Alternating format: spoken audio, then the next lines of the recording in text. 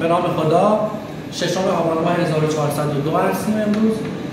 تست آببندی و تنسایل برای محصول فودگری نایلون 80 میکرون هنداز، عرض 60 و طول 100، شرکت محترم فرهیختگان زرناق. بفرمایید. دوخت به صورت دو دوخت هستش و کاملا آبمند.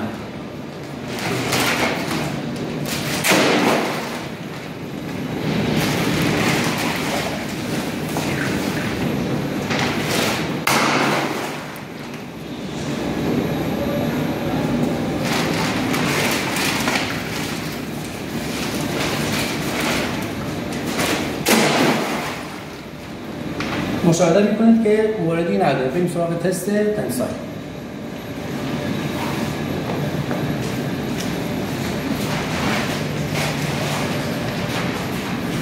بفرمایید.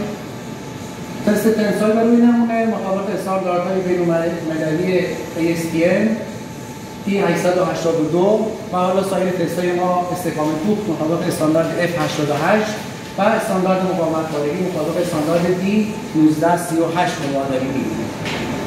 با تشکر.